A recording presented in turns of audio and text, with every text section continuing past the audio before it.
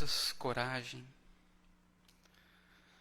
para colocarmos um pouco em prática, no nosso dia a dia, aquilo que assimilarmos na noite de hoje, na reflexão da noite de hoje.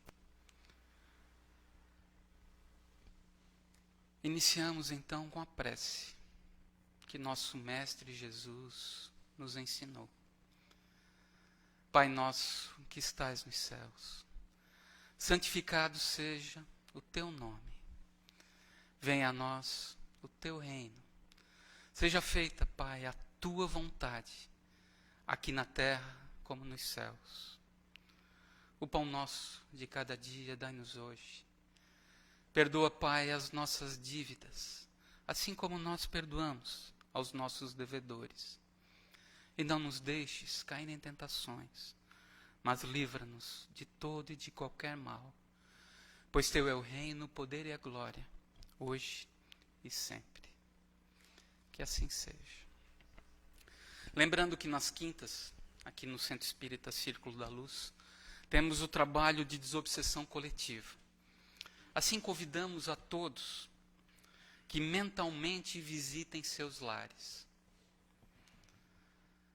Cada cômodo, sala,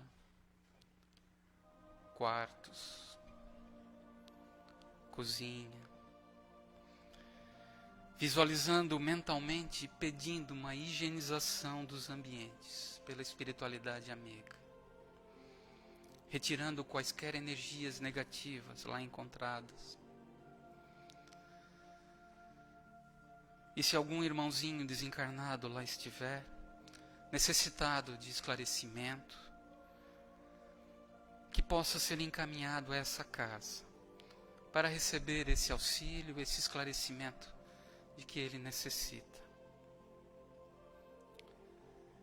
Pedimos também por todos os que convivem conosco, em nossos lares, parentes, amigos, enfim, aqueles que estão agora em nossos pensamentos.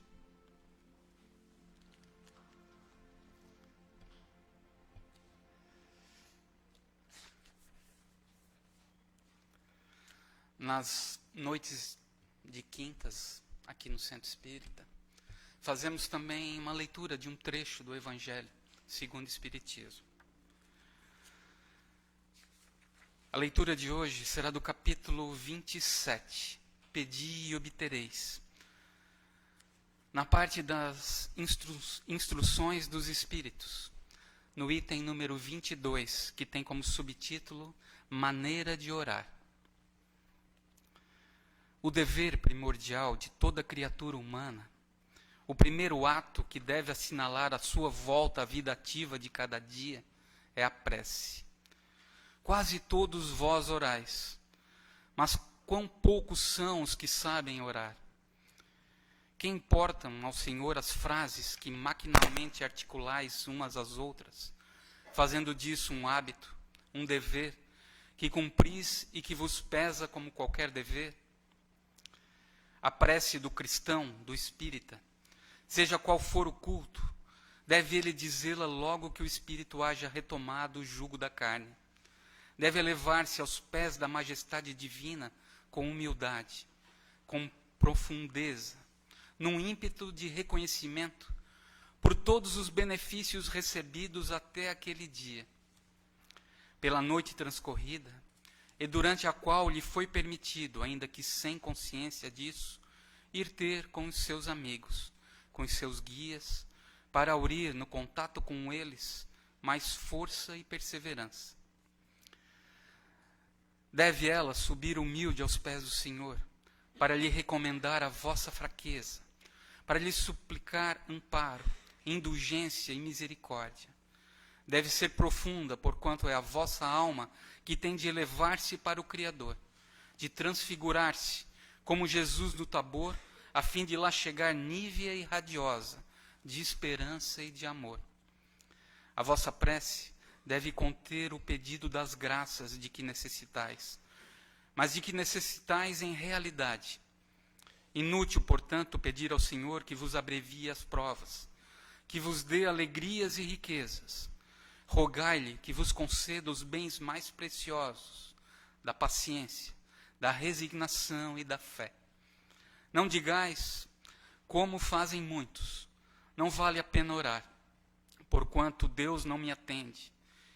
Que é o que na maioria dos casos pedis a Deus? Já vos tendes lembrado de pedir-lhe a vossa melhoria moral? Oh, não, bem poucas vezes o tendes feito. O que preferentemente vos lembrais de pedir é o bom êxito para os vossos empreendimentos terrenos, e haveis com frequência exclamado: Deus não se ocupa conosco, se ocupasse, não se verificariam tantas injustiças. Insensatos, ingratos, se descesseis ao fundo da vossa consciência, quase sempre depararíeis em vós mesmos com um ponto de partida dos males de que vos queixais. Pedi, pois, antes de tudo, que possais melhorar, e vereis que torrente de graças e de consolações se derramará sobre vós. Deveis orar incessantemente, sem que para isso se faça mister, se faça necessário, vos recolhais ao vosso oratório, ou vos lanceis de joelhos nas praças públicas.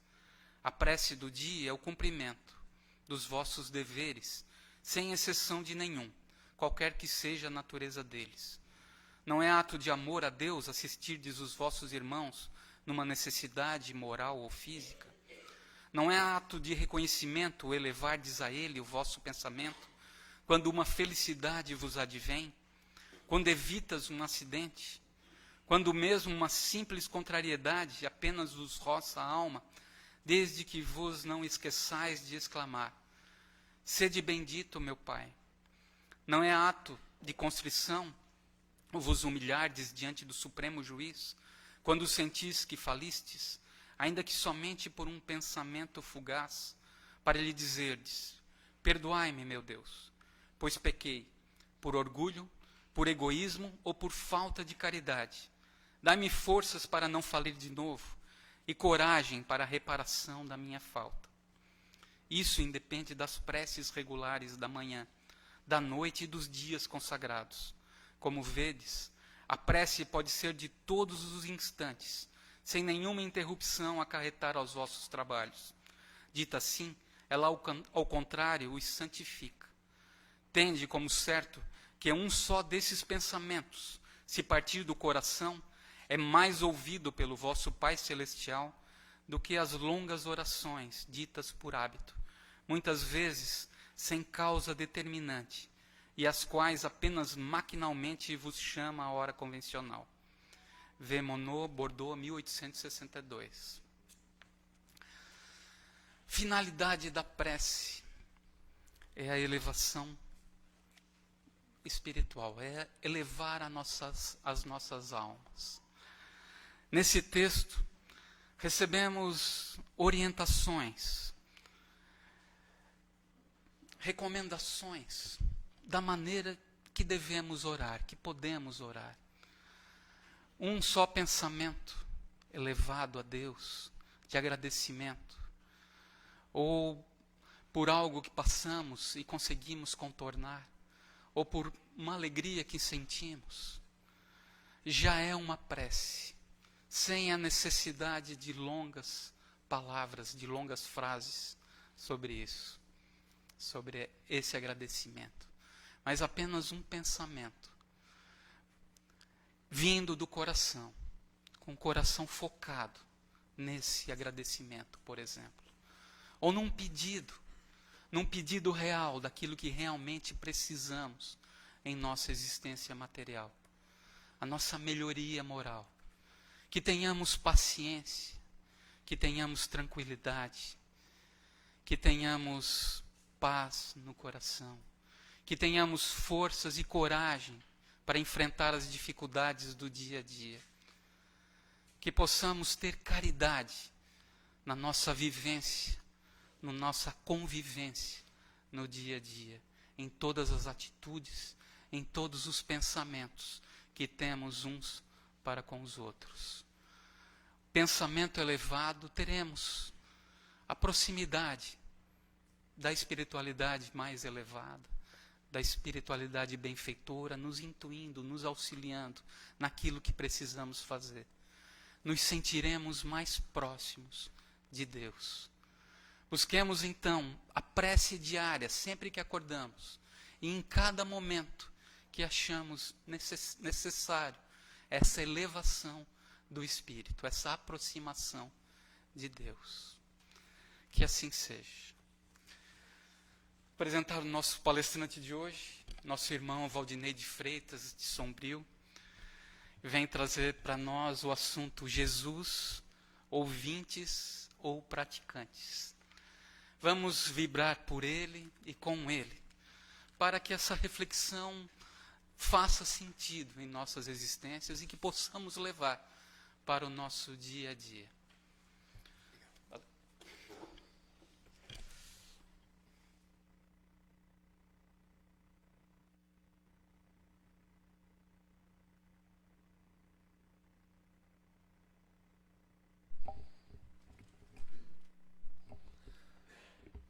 Muito boa noite a todos.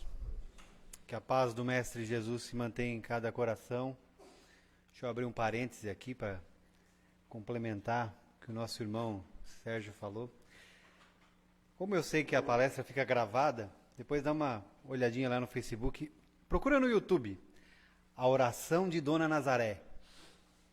Ela é um sermão de um padre que já desencarnou, o Padre Léo. Procura esse vídeo, a oração de Dona Nazaré.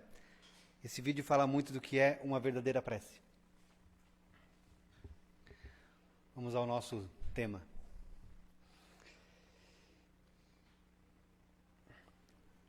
Algum de nós, algum de vocês,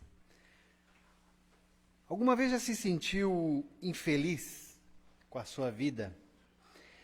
Mesmo sendo um espírita / cristão ativo, praticante? Porque quando a gente está fazendo alguma coisa errada, quando a gente comete algum deslize e passa por algumas provações por conta disso, enfrenta algumas consequências por conta disso, a gente até aceita tranquilo, né? Eu estou passando por isso porque eu fiz isso. Nada mais justo. Mas vamos supor que você seja um espírita, um cristão ativo, praticante. Quando digo ativo é no sentido de que vem à casa com frequência, assiste às suas palestras com frequência, às vezes até é palestrante. Vem aqui, toma o seu passe, frequenta grupos de estudo, faz evangelho no lar, ora. Tudo aquilo que o pessoal acha que se fizer, vai ser feliz. Só basta fazer isso para ser feliz.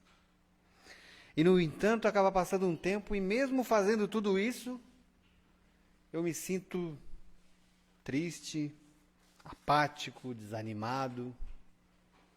Alguém já sentiu isso? Então, o que está de errado? O que tem de errado aí?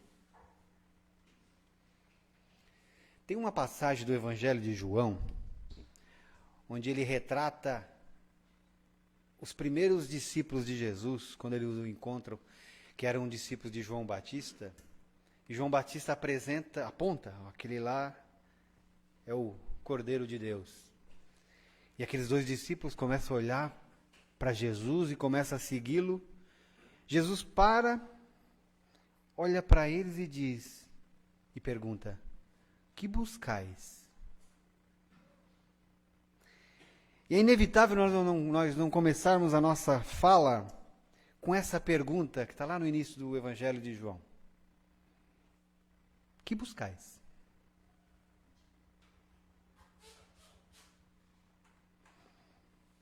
Porque talvez aqui esteja o problema. Alguém já se fez essa pergunta? O que me trouxe aqui? E quando eu digo aqui, pode ser qualquer outra religião, caso tenha alguém aqui que não seja espírita e que apenas veio aqui pela primeira vez. O que eu desejo encontrar aqui? Estar aqui não importa a função que você esteja desempenhando, como espectador, como trabalhador, como estudante, enfim. Estar aqui tem se mostrado um ambiente terapêutico na tua vida?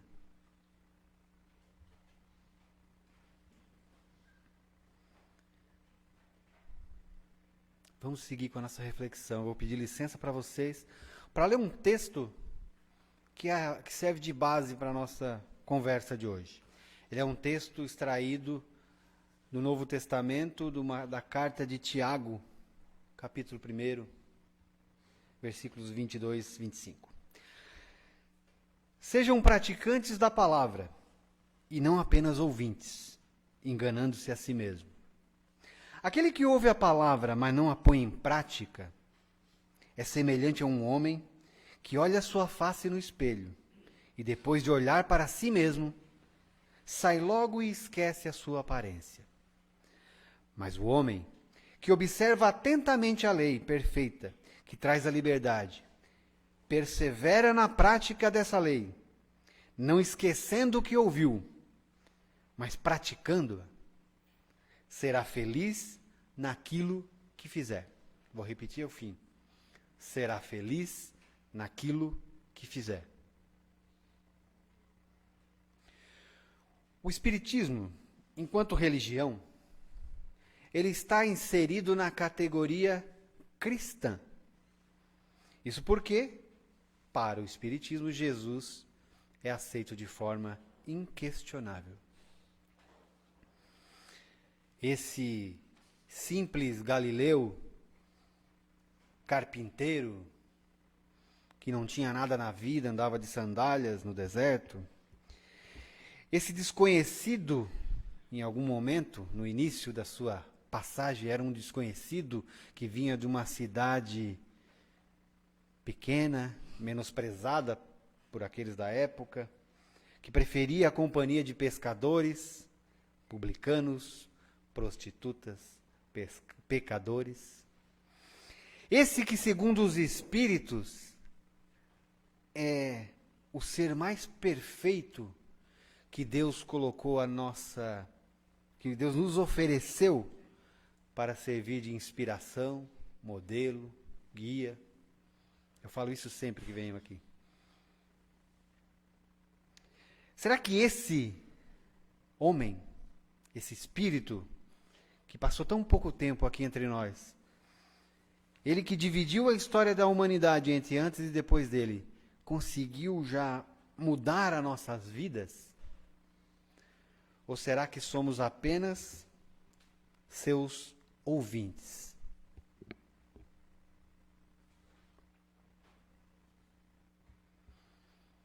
O que buscas dele?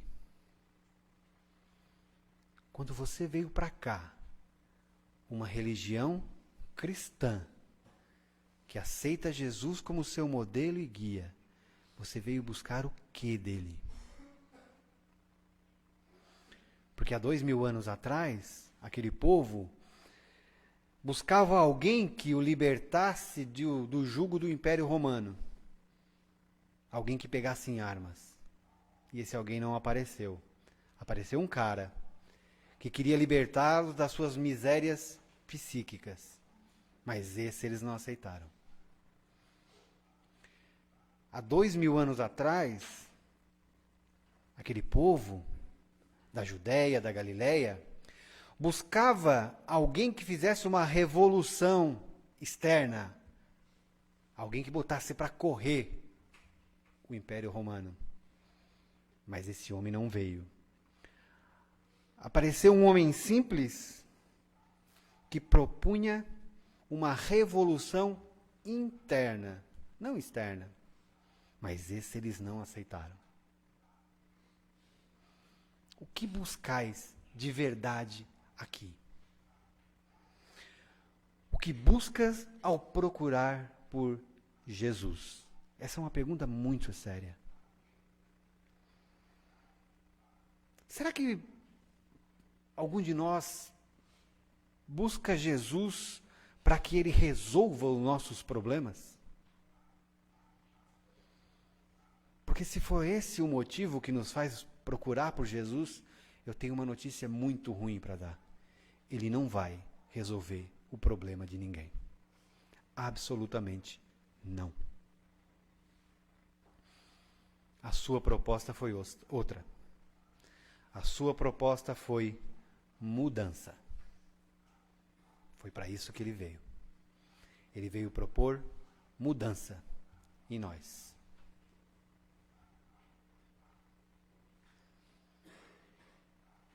Falar de mudança é muito difícil.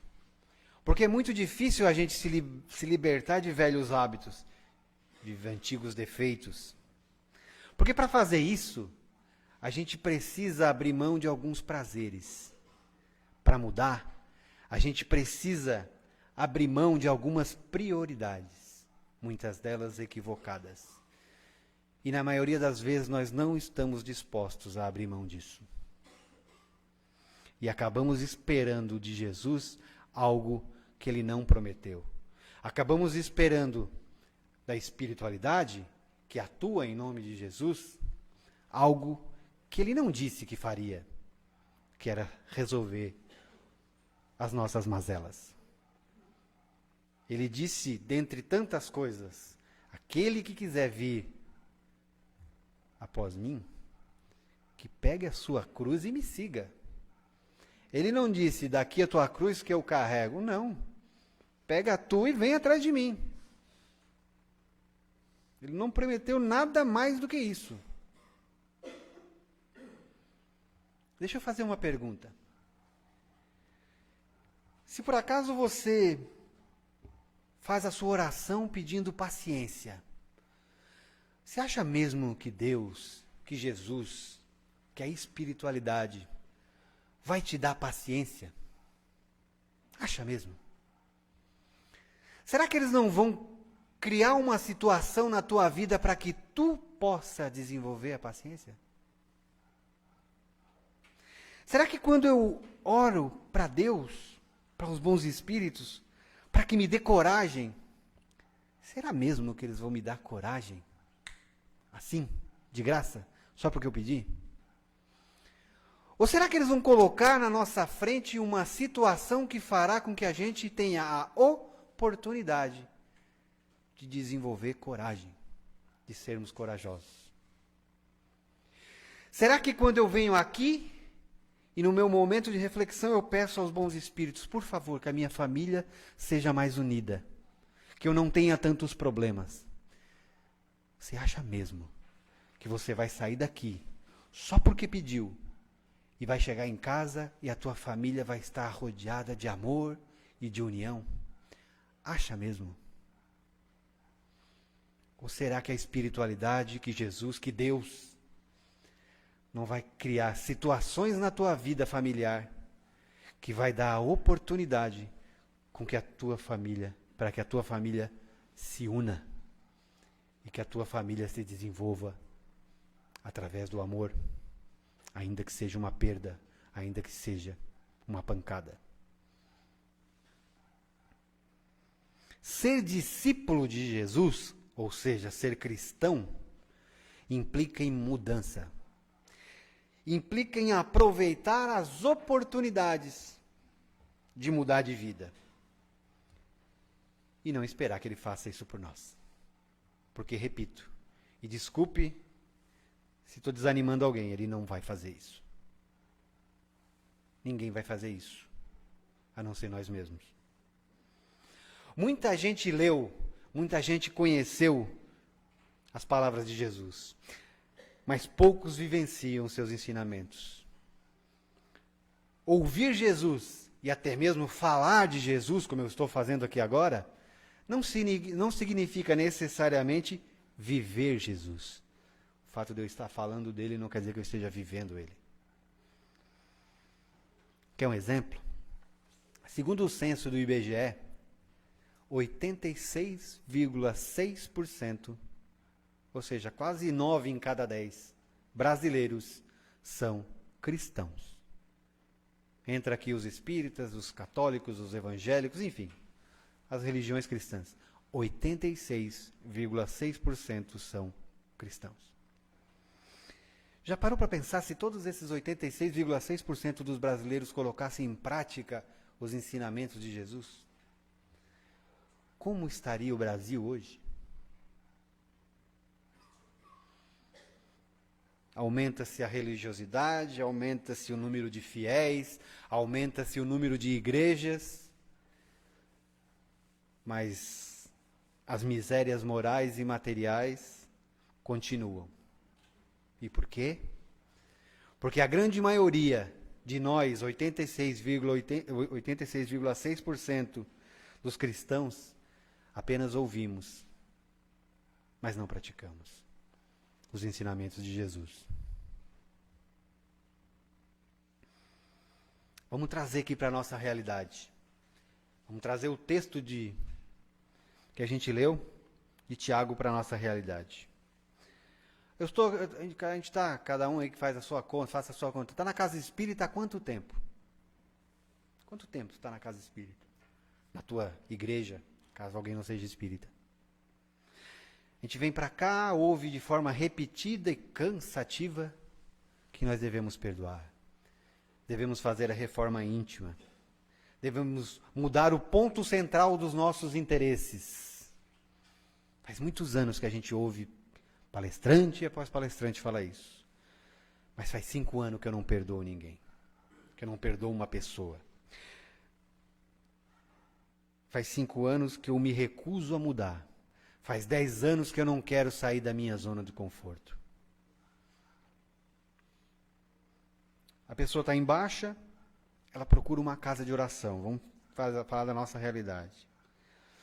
Ela vem aqui na casa, às vezes faz um atendimento, ou às vezes vem direto, ouve uma palestra, gosta, começa a ler um livro atrás do outro, pede para participar do grupo de estudo, começa a ouvir e assistir palestra no YouTube uma atrás da outra, começa a pensar o que eu posso fazer para colocar isso em prática na minha vida, na minha casa, no meu casamento, no meu trabalho. As pessoas até notam a diferença, o que tu tens, está um pouco diferente, mas chega um ponto que ela começa a se acomodar. Porque está com a vida mais ou menos tudo encaixada. Consegue realizar no dia a dia todas as atividades que se propôs a fazer no tempo que tem para fazer. Está tudo encaixadinho, tudo certinho. Dar um passo adiante, assumir novos compromissos, assumir novas oportunidades de mudança, implica em reajustar isso tudo. Implica em sair da zona de conforto. E isso, na maioria das vezes, nós não estamos dispostos a fazer. Para que eu vou arrumar novos amigos? Se os amigos que eu tenho me conhecem os meus defeitos, conhecem as minhas virtudes, conhecem a minha história, já sabem como eu sou, para que eu vou atrás de novos amigos, para ter que conquistar de novo, para me mostrar como eu sou, para tentar entender como eles são? Para que eu vou realizar novas atividades na minha vida, se as que eu faço já são suficientes, já tomam o meu tempo? Para que eu vou fazer isso? Para que eu vou mudar o meu comportamento? Eu nem cometo tanto erro assim. E os erros que eu cometo nem são tão graves assim. Eu estou dentro da média e a média passa de ano. Para que eu vou arranjar mais coisa? Para que eu vou mudar? Tá bom assim. Para que eu vou sair da minha zona de conforto? Eu até poderia dar um upgrade na minha vida. Eu até poderia melhorar a minha vida. Mas para isso eu tenho que fazer esforço. Para isso eu tenho que mudar algumas rotinas. Mas é tanta coisa que eu teria que fazer daí, é melhor eu deixar isso para depois. Eu vou fazer. Mas agora eu vou deixar para depois isso. Porque agora eu não posso. O problema é que esse depois é um prazo que nunca acaba. E aí passa 5, 1, 2, 5, 10 anos da vida, e você vai se engessando, né? Se calcificando do mesmo jeito, ficando do mesmo jeito.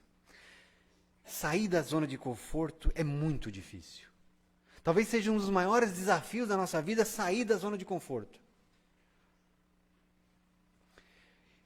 E existem 3 problemas principais de tu se manter muito tempo na zona de conforto e não mudar. A curto prazo, nada acontece. A curto prazo não vai ter consequência nenhuma. Tu te manter como está. Mas a longo prazo é que o problema é sério. Imagine a nossa vida como um avião. Você está em solo, aí resolveu que vai evoluir. Começou a trabalhar a sua vida. Isso requer um esforço inicial para isso. Isso requer algum desconforto. Como no avião, tu tem que sentar, ficar sentado, não pode se mexer, colocar teu cinto, se livrar das distrações, ou seja, desliga o teu celular, desliga o teu notebook e te concentra na decolagem. É desconfortável, tem aquele empuxo na largada, o avião começa a subir, está desconfortável, mas tu está disposto a passar por isso e tu vai. Chega um determinado ponto, o avião atinge a altura e velocidade de cruzeiro. Já fica mais folgado. Já pode soltar o cinto, já pode ligar teu celular no modo avião, já pode sair da tua poltrona, caminhar, conversar com as pessoas, fica tudo muito bem. Não tem mais nada me incomodando, não tem mais desconforto algum. E eu gosto disso. Eu gosto dessa altura. Tá bom para mim. O problema é que talvez na nossa encarnação o planejamento seja para que a gente realize algo nessa altura aqui. Mas eu estou aqui. E aqui tá bom. Para chegar aqui, eu tenho que passar por novos desconfortos. Eu tenho que me livrar de algumas das distrações. Eu tenho que desligar meu celular. Para chegar aqui. Mas aqui é a altitude da média.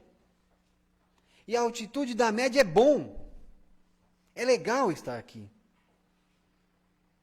E o que acontece? Eu paro de crescer. Eu paro de subir. Pego todos os meus propósitos, que era para essa altura, e engaveto. E eu sei exatamente o que eu tenho que fazer. E sei exatamente qual a gaveta que eu coloquei isso. É a terceira da esquerda. Está ali. Passa um tempo, você continua na mesma altitude. Aí vem aqui, assiste uma palestra, alguém fala alguma coisa que te toca. Vai no YouTube, ouve uma palestra, ou ouve qualquer coisa fora, lê um livro e algo te toca e faz te lembrar dos teus planos e dos teus projetos. Tu vai lá, abre a gaveta, a terceira da esquerda. Abre a gaveta. Olha para os teus planos e pensa, será que eu consigo acomodar isso na minha rotina atual? Não, não cabe. Vai dar muito trabalho, eu não tenho tempo. Fecha a gaveta, mas ano que vem eu faço. Ano que vem eu vou começar a fazer isso. Nesse momento você parou de crescer. Nesse momento você parou de evoluir. Nesse momento você estabilizou. Está na sua zona de conforto. Esse é o primeiro problema quando tu fica muito tempo na tua zona de conforto. Tu sabe quais são teus planos, tu deixa ele ali na terceira gaveta da esquerda, mas não mexe neles. Vai fazer, claro, com certeza, mas não agora. O segundo problema de ficar muito tempo na zona de conforto é: não se admire da capacidade do ser humano em se acostumar com o que é ruim. Não se admire disso. O ser humano é fantástico e especialista em se acostumar com o que é ruim. Você pode ter até um trabalho que odeia, que não te dá prazer, mas está acostumado com ele e se acostuma com ele. Você pode estar insatisfeito consigo mesmo, com o seu desempenho profissional, pessoal, mas se acostuma. A gente tem essa capacidade de se acostumar. Afinal, e ainda fala, afinal todo mundo tem seus problemas, né? Todo mundo tem as suas mazelas, por que comigo seria diferente? E a gente se acostuma. É como na fábula da raposa e das uvas. A raposa olha para um parreiral, vê um cacho de uva maduro, grande, muito bonito. Tenta de todas as formas pegar a uva, mas não consegue. Usa de todos os artifícios que conhece para pegar aquela uva e não consegue. Até que chega um ponto que ela desiste e diz assim, essas uvas estavam verdes mesmo. quando eu me decepciono com algo, ou quando eu não consigo fazer algo, ou quando dá muito trabalho para fazer algo, é bastante comum eu colocar defeito naquilo que eu não consigo fazer. Meu casamento não está bom. Mas eu não vou mudar. Casamento é assim mesmo. Todo mundo tem um casamento ruim. Todo mundo tem problema no casamento. Para que eu vou mudar? O meu emprego não é bom, não é isso que eu queria. Eu até nem me adapto tanto, até não é o que eu queria para minha vida, mas quem tem um emprego bom? Quem é que está 100% feliz com o seu emprego? Por que comigo vai ser diferente? Eu não consigo seguir os passos de Jesus, os ensinamentos. É muito difícil. Porque eu tenho que mudar muita coisa. Mas também quem consegue? Todo mundo não consegue fazer. Ninguém consegue fazer. É muito complicado. E ele sabe que a gente é imperfeito. Ele compreende tudo. Tudo vira uva verde. O que a gente não consegue, a gente põe defeito. A gente não muda e começa a justificar. Terceiro problema é ficar com a mente engessada. Quando tu permanece muito tempo na tua zona de conforto, tu mantém a tua mente engessada. E se transforma na personificação do velho e antigo ditado, aquele que os nossos avós diziam, citando já os seus bisavós, de que burro velho não aprende truque novo. E passa a vivenciar a chamada síndrome de Gabriela. Eu nasci assim, eu cresci assim, eu vivo assim. Sempre deu certo assim, apesar dos problemas, apesar das dificuldades. Para que eu vou mudar? Para quê? Você engessou a sua mente de tal forma que não se abre para mudanças. Mas vamos para a nossa realidade. Vamos para algo mais palpável. Você continua vindo no centro. Continua assistindo às suas palestras, tomando seu passe, fazendo as suas palestras. Lê o Evangelho. Mas ao invés de receber isso como forma de transformação, como instrumento de transformação, você começa a fazer essas atividades como hábito. Por força do hábito. Aquilo que tu faz não representa uma modificação na tua vida. Tu faz porque tu tem que fazer. Tu é espírita, tu tem que ir no centro. Tu tem que assistir palestra, tomar o teu passo, ler o Evangelho, preparar para a tua palestra, apresentar a palestra. Imagina assim. Fim de semana vai chover. Vai ser frio e vai ter vento. Você vai pensar, bom, eu não vou sair de casa. Para aquele que gosta de um futebol, vai lá na TV por assinatura, que passa todos os campeonatos de todos os países e passa o fim de semana assistindo futebol. Tem aquele outro pessoal que gosta de uma série de investigação policial, aproveita o fim de semana de chuva, assiste lá as 3 temporadas, 21 episódios cada temporada. Pô, é bom pra caramba. Chegou na segunda-feira. Aquele que assistiu futebol se transformou num jogador de futebol? Aquele que assistiu aquela série, aqueles 3 temporadas de 21 capítulos cada, de investigação policial, se tornou um investigador de polícia? É óbvio que não. E por que não? Porque não era a intenção mudar a sua vida assistindo o futebol. Eu assisti o futebol porque eu gosto de futebol. Eu assisti a minha série favorita porque aquilo me entretém, aquilo é divertido e aquilo é legal, mas eu não quero mudar a minha vida com isso. Eu posso passar um bom tempo da minha vida assistindo algo que, apesar de divertido, apesar de me fazer bem, não me transforma.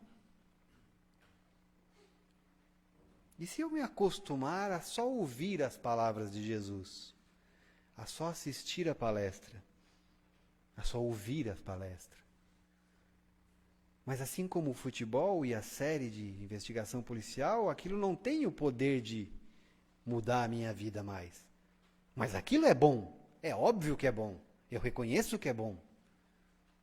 Mas apenas me entretém.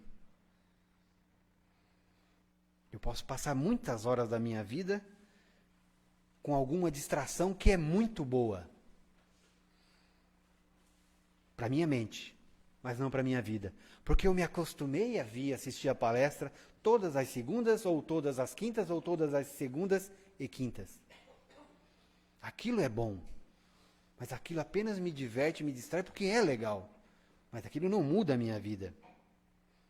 E apesar de mais interessante que seja, não tem o poder de me transformar.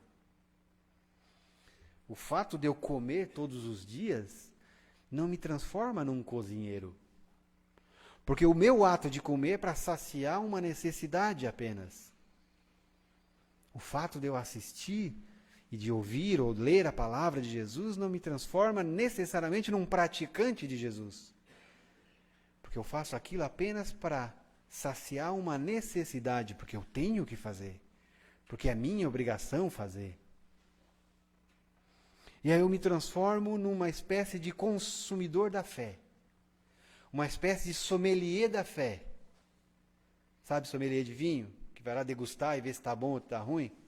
Eu venho aqui todas as quintas-feiras para ver se o palestrante é bom ou se é ruim. Se a palestra foi boa ou se a palestra foi ruim. Se a palestra foi boa, eu venho aqui, muito obrigado, gostei muito da tua palestra. Se a palestra foi ruim, tu anota o nome do cara, vai lá na escala e quando ele tiver, tu não vem. Eu gosto do Valdinei porque ele tem notas de Jesus com aromas de coisas engraçadas e um amarguinho no final. Você virou um degustador de centro espírita. Vem aqui nas segundas, nas quintas, para ver se a palestra foi boa ou se a palestra foi ruim. Mas ela não tem o poder de mudar a minha vida. Por quê? Porque eu apenas ouvi. Como o futebol do fim de semana de chuva, como a série de investigação policial. Em uma das suas aparições após a crucificação, Jesus encontra os apóstolos. E quando ele vai conversar com Pedro, que o havia negado, ele faz uma pergunta para Pedro de forma repetida. Ele pergunta: Pedro, tu me amas? Pedro, tu me amas? E pela terceira vez ele pergunta: Pedro, tu me amas? E Pedro obviamente responde que sim. Então, se tu me amas, vai cuidar das minhas ovelhas, vai apacentar as minhas ovelhas, é o termo que ele usa. Percebeu a ordem? A ordem das coisas, não a ordem de Jesus, mas a ordem das coisas. Primeiro ele pergunta: Pedro, tu me amas? Tem amor envolvido aqui? A relação entre nós é uma relação de amor, de desejo de fazer isso mesmo. Se há essa relação de amor, então pega e vai cuidar das minhas ovelhas.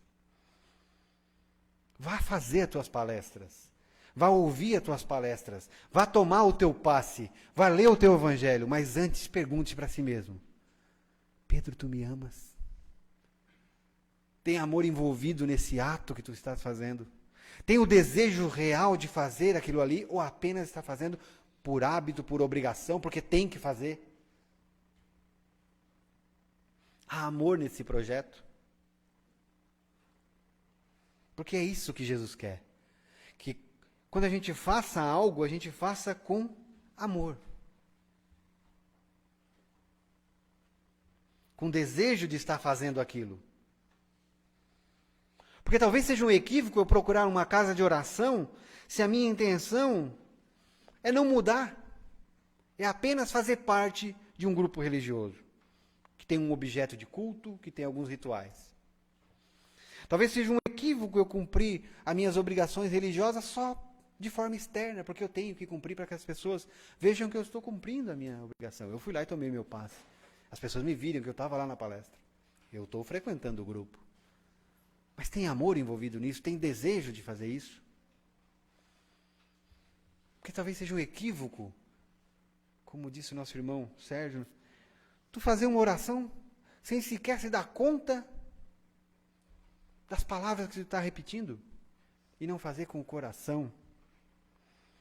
Hábito, sim, mas que seja um hábito com um projeto de amor.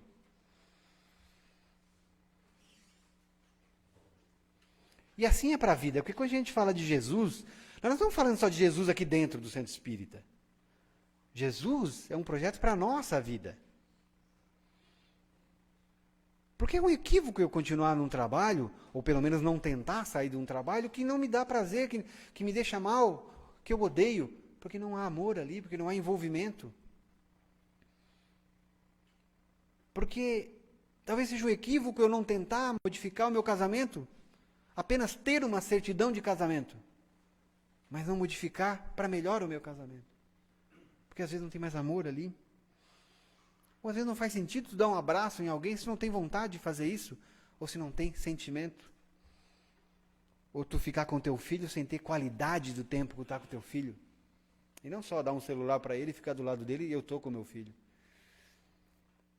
Falar de Jesus, do amor que Jesus quer que a gente ponha na nossa vida, é para todas as ações. Se for para ler um livro, é para ler o livro. É para entrar de cabeça no livro e ler aquele livro, e não fazer de conta. Qualquer ato da nossa vida. Por isso eu insisto na passagem que ele pergunta para Pedro, Pedro, tu me amas? Porque só se tu me amar, tu vai cuidar das minhas ovelhas. Senão, nem vai. É isso que ele quer de nós. Comprometimento, mudança, em casa, na vida. Ele não quer que a gente tenha uma vida qualquer, uma vida miserável, uma vida infeliz, uma vida em altitude de cruzeiro, uma vida mais ou menos. Ele disse, eu vim para que todos vocês tenham vida, mas vida em abundância. Não é qualquer vida. E quando no texto de Tiago ele fala, aquele que ouve a palavra, mas não põe em prática, é semelhante a um homem que olha a sua face no espelho, e depois de olhar para si mesmo, sai e logo esquece a sua aparência, é disso que ele está falando. Ele está falando de memória de curto prazo. Memória de curto prazo é aquilo que o teu cérebro registra, mas depois descarta rapidinho. Quando vocês vieram para cá, quais eram as cores dos carros que vocês passaram na estrada? Vocês viram os carros. Mas é óbvio que o teu cérebro descartou. Passou ali na livraria, comprou um livro, mas antes de comprar um livro, olhou com 39 livros que não comprou. Quais são os 39 livros que você não comprou? Não interessa, o cérebro descartou. Porque o que interessa foi aquele que eu comprei. Isso é memória de curto prazo. Eu venho aqui, assisto, mas como isso não tem, como o evangelho não tem, a leitura não tem o poder de mudar a minha vida, eu descarto rapidinho. O meu cérebro faz isso, às vezes de forma inconsciente, eu não estou dizendo que é proposital. A passagem evangélica fala é disso, memória de curto prazo. E o que Jesus quer é que a gente coloque os seus ensinamentos na memória de longo prazo. Que memória de longo prazo é aquilo que fica gravado, tu não esquece mais. Tu vem com vontade de mudar, com vontade de ouvir e tentar tirar algo bom, ainda que tu não goste do palestrante, ainda que tu não goste daquela leitura, ainda que tu não goste do livro, do filme, não sei o quê, que tu te propõe a fazer, do grupo de estudo. Eu não gosto daquelas pessoas que estão lá, mas eu vou porque eu quero tirar algo de bom dali, eu quero melhorar. Quem lembra do que foi dito na semana passada aqui na palestra? O título, vai. A palestrante? Foi a Janir, né? A porta estreita. Eu não estava aqui, mas obviamente eu colei no YouTube, né? No Facebook. Por quê? Que eu não lembro? Porque assim como o futebol do fim de semana ou a série, é algo muito bom. É algo que me diverte. É algo interessante. Mas também não é algo para mudar a minha vida.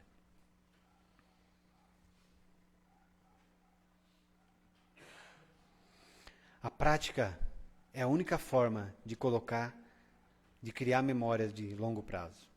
Porque quando eu pratico, eu saio da condição de espectador. E eu começo a criar situações que começam a fazer com que eu grave. Quando eu vou lá e faço uma ação de caridade, tu vai em loco, distribui alimentos, brinquedos, ou participa de alguma ação da casa, aquilo te dá uma energia. Porque tu vê a situação e aquilo te dá uma energia para te ir para o próximo passo. A prática.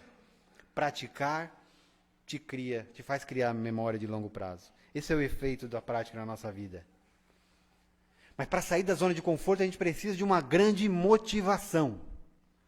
E Tiago, no texto, dá uma grande motivação. Aliás, ele fala de uma promessa. Ele diz, se fizer tudo com amor, serás feliz em tudo que tu fizer. Não importa o tamanho ou a grandeza daquilo que tu faz. Quando tu faz com amor, tu é feliz em tudo aquilo que tu faz. Mas como eu não sou evoluído como o Tiago era, eu vou por um outro caminho. Eu vou por um caminho de ameaça. Porque muitas vezes nós somos chamados para fazer as coisas pelo caminho do amor. Mas quando a gente não faz, a gente às vezes, e na maioria das vezes, é compelido a fazer pelo caminho da dor.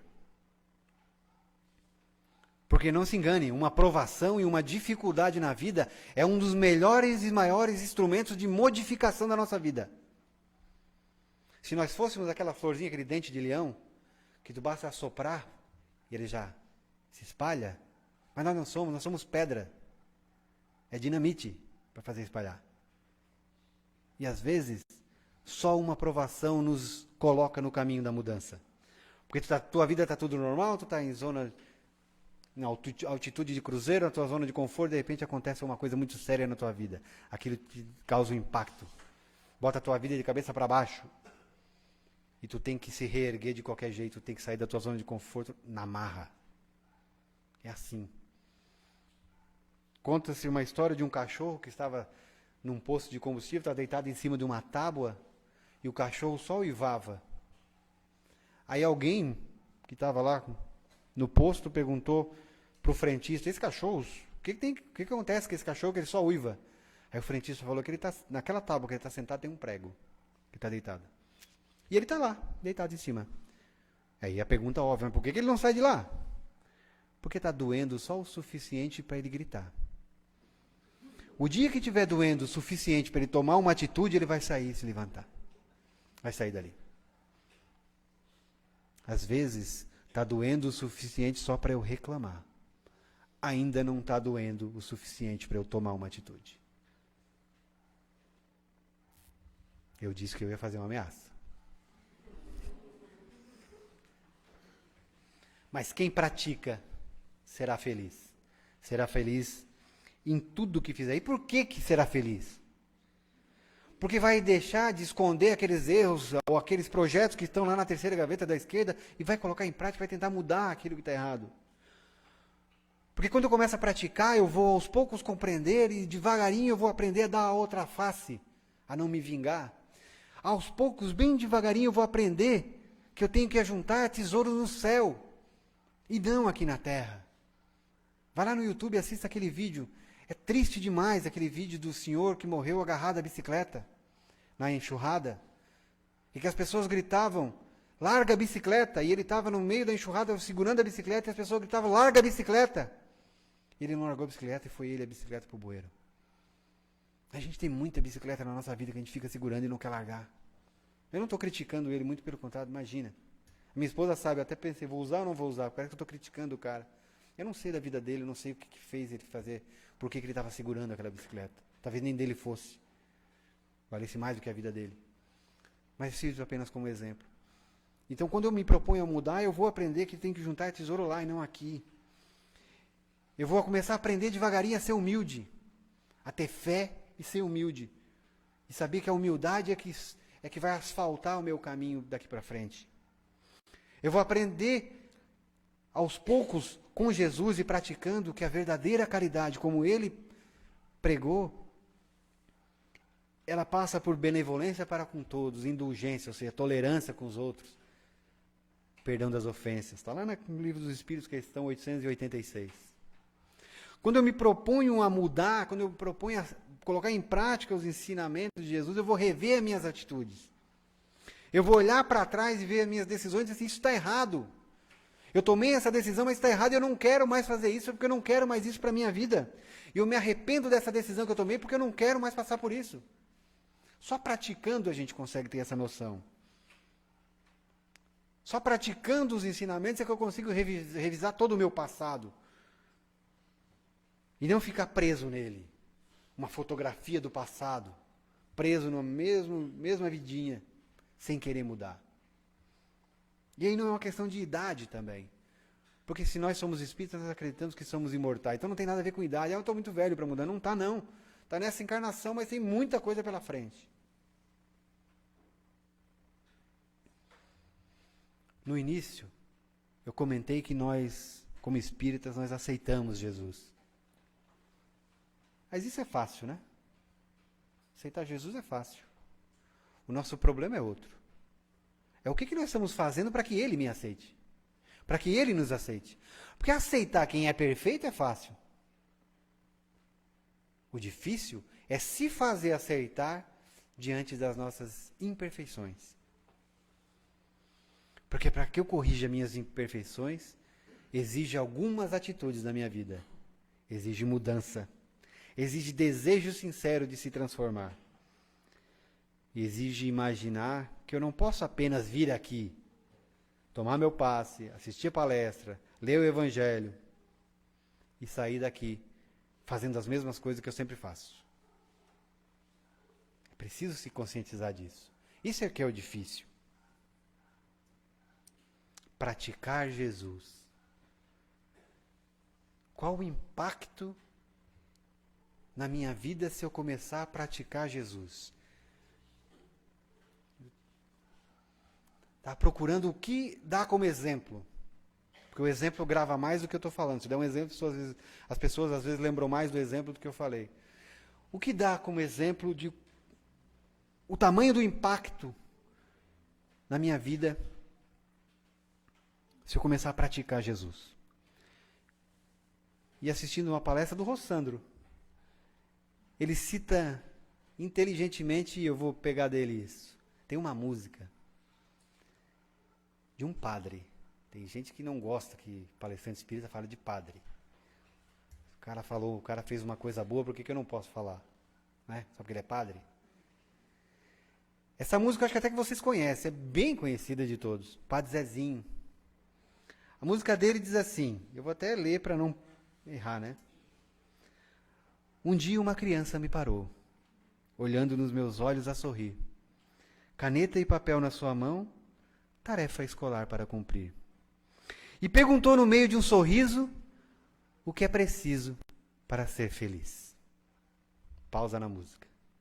A resposta agora, que vai ser dada para a criança, não é, vai lá ler a Bíblia, vai frequentar o centro espírita, vai frequentar a igreja, vai ler as obras básicas, vai ler o Bhagavad Gita, enfim. A resposta não é essa. A resposta que é dada para a criança que perguntou é uma mudança de comportamento, uma mudança de vida. E perguntou no meio de um sorriso o que é preciso para ser feliz. Amar como Jesus amou. Sonhar como Jesus sonhou. Sentir como Jesus sentiu. Como Jesus sentia. Sorrir como Jesus sorria. E ao chegar no fim do dia, eu sei que eu dormiria muito mais feliz. É o texto de Tiago, né? Se você praticar Jesus, você será feliz naquilo que fizer. Ou é a questão 625 do Livro dos Espíritos, quando fala que Jesus é nosso modelo e guia. Pode ser que o problema que eu falei aqui sobre a falta de prática, sobre ouvir, apenas ouvir, ou seja, pode ser que tudo que eu falei aqui não seja o seu problema. Mas certamente você tem outros problemas. Todos nós temos. Pode ser que não seja esse que eu falei aqui. Então o que eu convido vocês é fazer uma reflexão séria, honesta, sincera, não com os outros, mas consigo mesmo. Qual é o meu problema? Quais são as minhas dificuldades? E tentar, de alguma forma, sair da zona de conforto e buscar solução para esses problemas. Buscar uma mudança de vida para resolver esses problemas. E não esperar que Jesus vá fazer isso por vocês, por nós. Como fazer isso? Repito. Amar como Jesus amou. Sonhar como Jesus sonhou. Viver como Jesus viveu. Sentir o que Jesus sentia, sorrir como Jesus sorria. Porque ao chegar ao fim do dia, eu sei que eu dormiria muito mais feliz. Muita luz e muita paz a todos nós.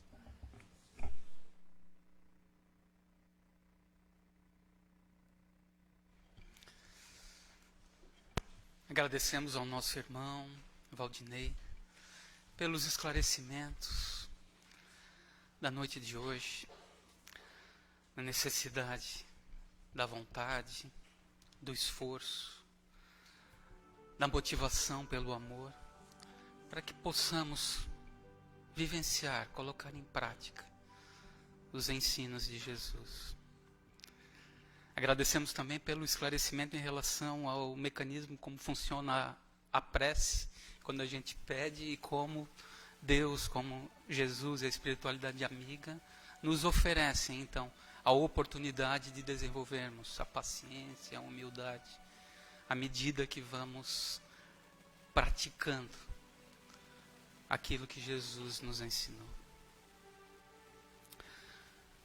Passamos agora então para a magnetização das águas, pedindo à espiritualidade amiga que traga, coloque os fluidos benéficos, positivos, a todas as águas trazidas a essa casa, sabendo da necessidade física ou espiritual que cada um que fará o uso dessas águas traz consigo.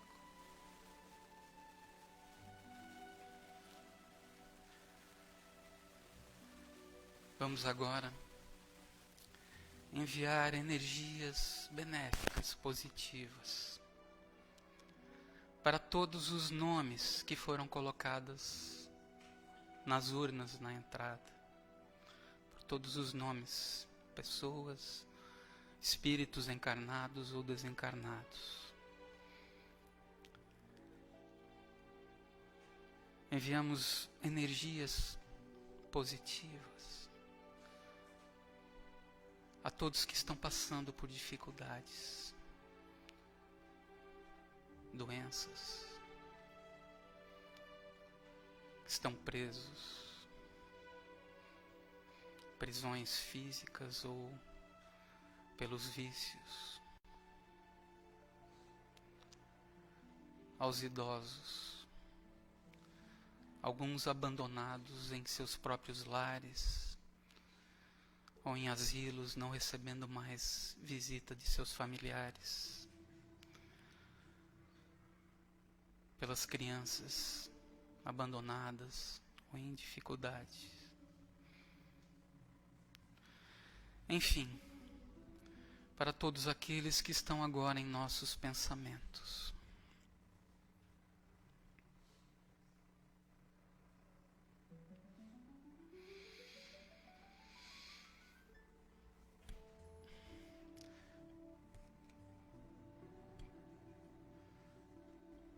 Agora é um momento do passe coletivo, de nós recebermos essas energias benéficas da espiritualidade amiga,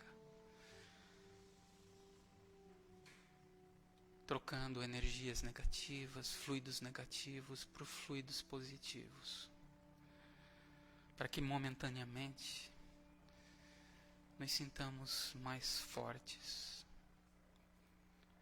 mais tranquilos, para enfrentarmos as dificuldades do nosso dia a dia.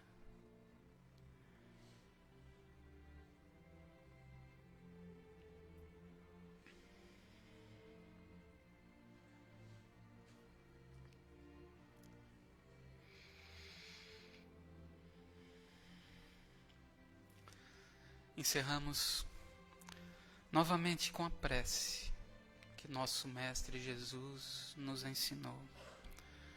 Pai nosso que estais nos céus, santificado seja o teu nome.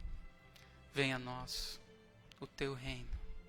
Seja feita, Pai, a tua vontade, aqui na terra como nos céus. O pão nosso de cada dia dai-nos hoje. Perdoa, Pai, as nossas dívidas, assim como nós perdoamos aos nossos devedores. E não nos deixes cair em tentações, mas livra-nos, Pai, de todo e de qualquer mal. Pois teu é o reino, o poder e a glória, hoje e sempre. Que assim seja. Uma boa noite a todos, um bom retorno aos seus lares.